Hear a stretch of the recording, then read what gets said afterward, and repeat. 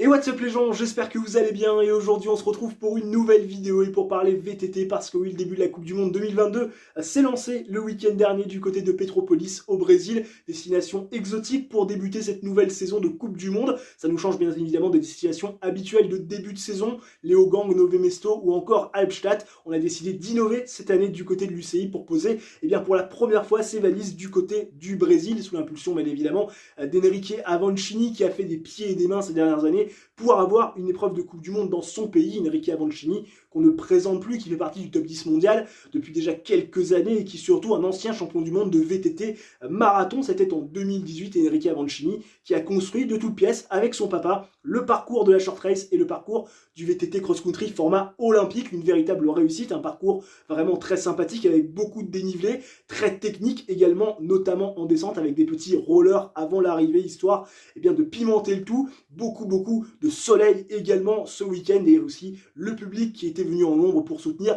Enrique Avancini et bien évidemment le reste des concurrents qui se déplaçaient pour la première fois dans ce pays qui est le Brésil. Brésil qui avait accueilli il y a quelques années, il y a 6 ans de ça pour être tout à fait précis, les Jeux Olympiques, mais encore une fois on le sait, l'UCI et les Jeux Olympiques ne sont pas liés. Bref, une véritable réussite avec 4 courses au programme de ce magnifique week-end, 2 pour les femmes et 2 pour les hommes. On a commencé bien évidemment avec la short race, qui est apparu sur le calendrier Coupe du Monde lors de la saison 2018 ou 2019, si je ne dis pas de bêtises. Bref, short race qui cette année aura une autre fonction que d'attribuer des points de Coupe du Monde pour bien évidemment le classement général et aussi établir la grille de départ, puisque cette année, il y aura un classement propre à la short race. Est-ce que c'est nécessaire?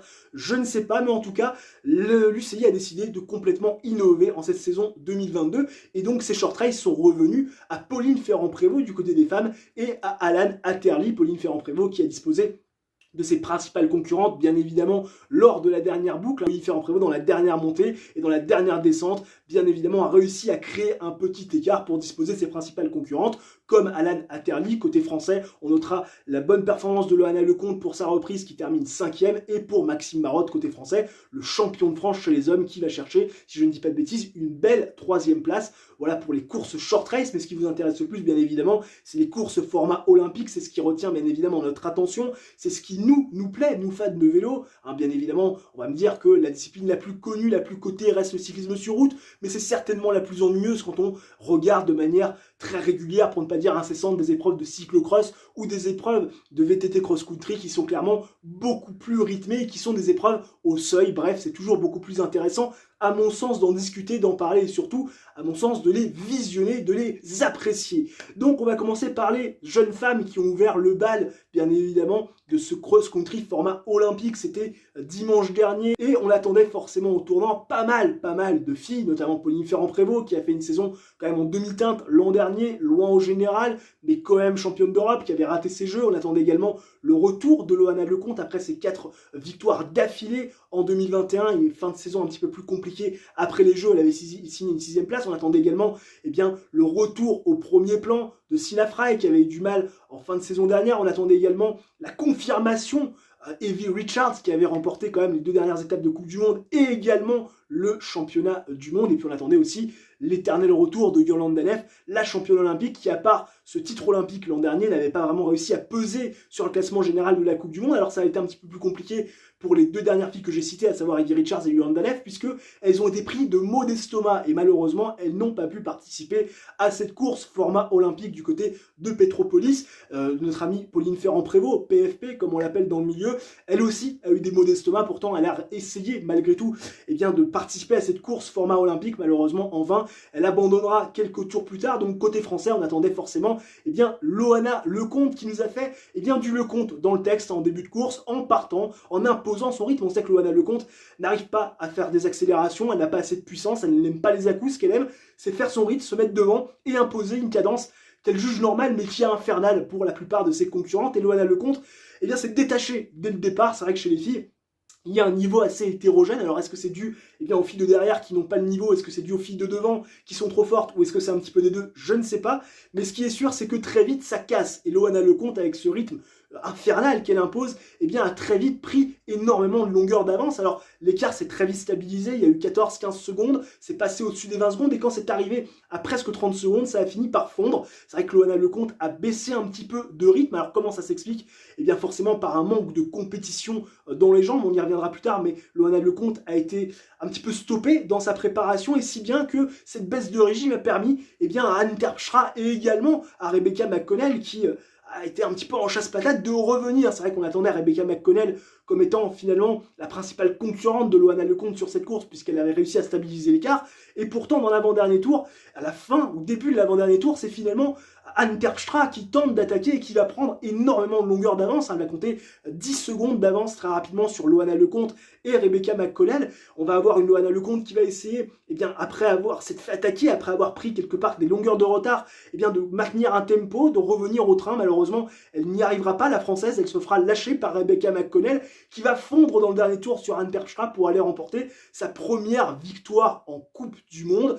Rebecca McConnell, ancienne médaillée mondiale au championnat du monde, c'était du côté de Leogang en 2020, elle avait pris la médaille de bronze. Derrière, bien évidemment, Pauline Ferrand-Prévot et Eva Lechner, l'italienne, va remporter sa première victoire en Coupe du Monde, elle qui avait signé de nombreux podiums, à s'imposer devant Anne Terpstra et devant la championne de France et ancienne vainqueur donc du général de la Coupe du Monde, Loana Lecomte. 38 secondes derrière Loana Lecomte, qui prend un petit éclat, notamment dans le dernier tour, qui s'est couru en 14 minutes 44, si je ne dis pas de bêtises, qui a été le tour le plus rapide. Comme quoi, il y avait des filles qui avaient des fourmis dans les jambes. Loana Lecomte qui se contente bien sûr de cette troisième place, qui est un bon résultat, surtout au vu de sa saison et de son début de saison assez contrasté, contrarié par une blessure, une fracture au niveau de la clavicule fin janvier dernier. Alors une fracture, c'est toujours mieux qu'une clavicule cassée, hein, si on doit choisir, parce que ça permet, eh bien, quand même d'être un petit peu moins embêté. Mais c'est vrai que pour le coup, ça l'a quand même bien retardé dans sa préparation.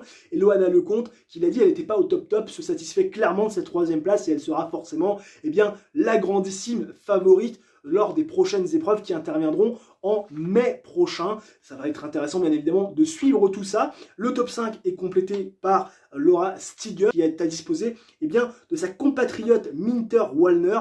Minter Wallner, qui est championne du monde de VTT marathon l'année dernière, qui a seulement 20 ans, qui est une véritable pépite, un petit peu comme Lynn Burkier, côté français, qui a remporté la première étape de Coupe du Monde U23 du côté de Petropolis, avec une avance aussi assez considérable. Bref, Minter Wallner qui termine à 1,53 en complétant ce top 5, et celle qui va chercher le top 10 et qui va terminer le top 10, c'est bien sûr Tauber, qui va prendre 4 minutes 25 dans les dents. Je vous parlais des niveaux très hétérogènes du côté des filles. On le voit bien avec la 10e qui termine à 4,25. C'est certainement pas chez les hommes que ça serait passé, puisque André Schink, qui a terminé 10e et donc dernier de ce top 10, concède 1 minute 57 pour être tout à fait précis. Autant vous dire que du côté des hommes, c'est beaucoup plus homogène. Et d'ailleurs, on va en parler de cette course homme qui a mis énormément de temps à se décanter. Je vous parlais tout à l'heure de Loana Lecomte, qui avait créé des écarts dès le départ, qui avait créé des cassures dès le premier tour, dès les premières minutes de course. Pour voir vraiment de grosses cassures et des groupes se former, il a fallu attendre plus de la mi-course, et oui, plus d'une demi-heure d'effort, plus de 40 minutes d'effort, pour voir vraiment des écarts significatifs et voir, eh bien, 3 garçons se faire la malle. Il y avait Nino Shorter, il y avait également Maxime Marotte, il y avait également Dascalou, le roumain, champion de Roumanie en titre, Maxime Marotte qui est également champion de France, et Nino Shorter, le champion du monde qui avait battu, on s'en souvient, du côté de Val d'Issolé, au sprint, dans la dernière ligne droite, l'ami Mathias Fukinger, qui lui a complètement disparu sur cette première étape de Coupe du Monde. L'ancien vainqueur du général de la Coupe du Monde l'an dernier et abonné aux 2e place dans les grands rendez-vous, qui s'est complètement troué, il n'est même pas dans le top 10. Et donc Nino Shorter, Dascalou et notre ami Maxime Marotte, champion de France, eh bien, se sont disputés la victoire, et jusqu'en dans le dernier tour, il y a eu une bataille. C'est vrai que personne n'a réussi à faire des écarts. Quand ces trois se sont retrouvés à l'avant, il y avait certes Maxime Marotte qui de temps en temps prenait 5, 6, 7, 8 mètres de retard dans les montées, mais qui arrivait à les combler.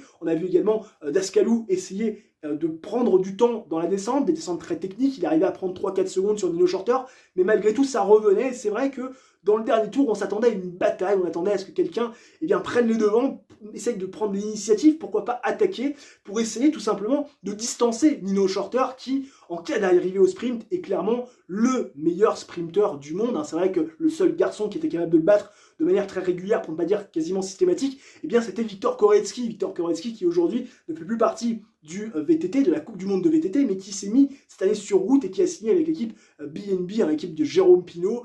Bref, c'est vrai que c'est plus du tout le même délire, elle a essayé de passer sur la route avec quand même pas mal de réussite, on l'avait vu faire un très bon Paris-Nice notamment, si je ne dis pas de bêtises, donc voilà, choix de différentes carrières, et donc Nino Shorter, eh bien il fallait le lâcher dans la dernière boucle pour tenter, pour Maxime Marotte ou pour le champion de Roumanie, eh bien d'aller chercher une première victoire en Coupe du Monde. C'est vrai que le champion de Roumanie n'a pas beaucoup de podiums, ou n'avait pas encore de podium en Coupe du Monde, si je ne dis pas de bêtises, dans la course format olympique avant, bien évidemment, cette étape de Petropolis. Et Maxime Marotte en avait quelques-uns, mais jamais de victoire. Donc on s'est dit, il faut qu'il tente. Et aucun n'a pris l'initiative. On a essayé de se tester dans la dernière montée avant la redescente sur la ligne d'arrivée. Malheureusement, c'était un petit peu trop tard, même si Maxime Marotte a pris quelques longueurs dans la descente. Ça n'était trop peu finalement, puisque Nino Shorter, un sprinter très véloce, très punchy, a sauté sur la ligne Maxime Marotte. Ça faisait un petit peu mal, on va pas se le cacher, puisque c'est vrai que dimanche dernier, on s'est fait sauter sur la ligne 2 fois en une seule journée. L'Amstel Gold Race avec Benoît Cosnefroy qui a été battu d'un rien par Miral Ketowski sur cet Amstel. Et en plus, il a été annoncé pendant presque 2 minutes vainqueur de l'étape, vainqueur de l'épreuve. Ça a dû être horrible pour le pauvre Benoît Cosnefroy qui, au moment où je vous parle, a fait 2e de la Flèche Barbanson, toujours derrière un mec d'Ineos, je vous le donne en mille. Bref, c'était aussi assez cocasse. Et donc, c'était la 2e fois en une journée qu'on se faisait sauter sur la ligne pour la victoire. Nino Shorter qui va chercher une 33e victoire en Coupe du Monde, qui égale donc par la même occasion Julien Absalon, oui, qui était seul à 33 victoires, jusqu'à le week-end dernier. Nino Shorter qui n'avait plus gagné depuis 3 ans en Coupe du Monde. Certes, il avait été champion du monde l'an dernier, mais sur les épreuves de Coupe du Monde, plus de victoires depuis 3 ans, à presque 36 ans, notre ami Nino Shorter va aller chercher cette 33e victoire de Coupe du Monde et va chercher, pourquoi pas, établir un nouveau record. Lui qui a, je vous le rappelle, 7 victoires en classement général de la Coupe du Monde, qui a 8 titres ou 9 titres mondiaux, qui a un titre européen, plusieurs titres de champion de Suisse, un titre olympique, qui continue sa chasse au record pour aller, pourquoi pas, devenir et prétendre au titre de plus grand VTTiste de l'histoire, parce que pour l'instant c'est vrai que il y a autant de points pour que de points contre pour Nino Shorter ou pour Julien Absalon. Bref, de très très belles courses. Nino Shorter qui donc s'impose devant Maxime Marotte et devant Dascalou. Le top 5 est complété par Karatsen qui termine à 53 secondes et par Colombo, pas l'inspecteur mais notre VTTiste italien, à 53 et 56 secondes. Alan Atterley, qui avait remporté la course donc de short race, termine 9e à 1 minute 50 et le top 10 est complété par Andrei Schink qui termine à 1,57. Andrei Schink qui, malgré ses qualités de grimpeur, a été quand même, on va pas se le cacher, bien pénalisé par ce parcours très technique, trop technique pour lui. Il termine juste dans le top 10. Andrei Schink qui s'est battu toute la saison avec Matthias Flukinger l'an dernier pour aller chercher le général de la Coupe du Monde.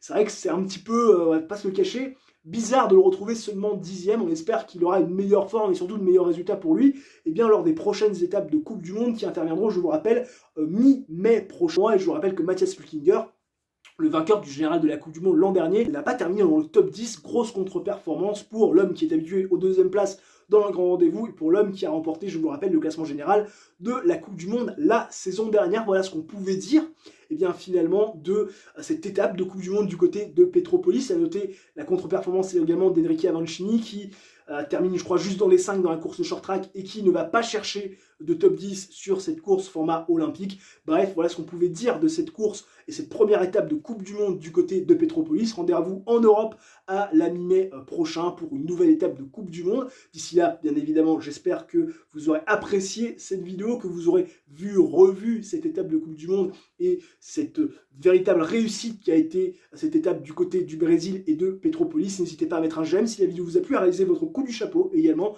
si le contenu de cette vidéo et le contenu de manière générale vous plaît, c'est-à-dire le like, l'abonnement et l'activation de la cloche. D'ici là, portez-vous bien, ciao, bye bye et à la prochaine.